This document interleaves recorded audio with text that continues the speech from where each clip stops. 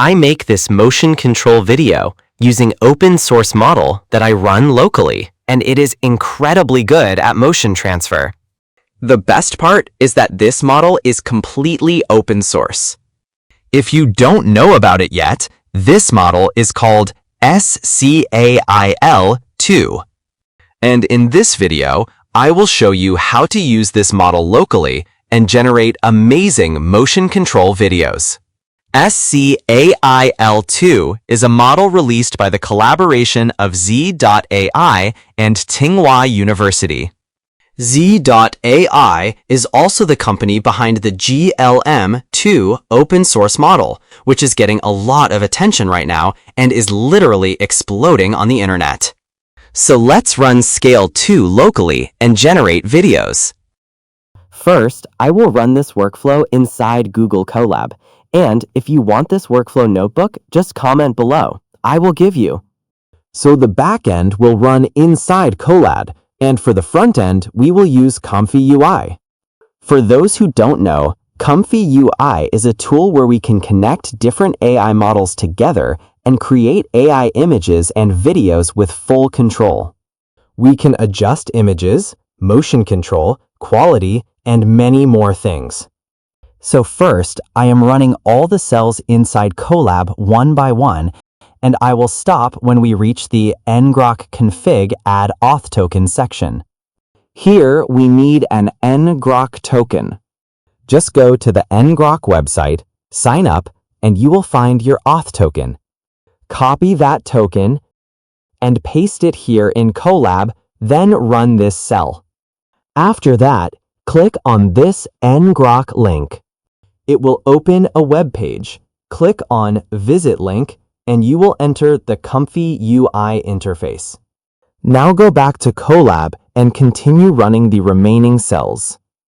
After all the cells are completed, go again to the ComfyUI interface and search for the SCAIL-2 template. Open it. Here we will generate our videos. So let's quickly look at this template. The very first thing you have to check is that there should not be any errors or missing dependencies. If you see any error, it means you missed something, so just run the cells in Colab again. And now it is showing two missing inputs. One is the reference video, from where we need to take the motion, and the second one is the reference image, where we want to apply that motion. So let's upload them quickly. This is the video, and this is the image I uploaded. Remember, the size of your video and image should be the same. Also, keep the position similar. For example, my video is from head to waist, and my reference image is also from head to waist. This helps the model understand the movement better and gives a cleaner output. Now, just hit run and it will start generating. Now it has started working. While it finishes, let's quickly look at the template.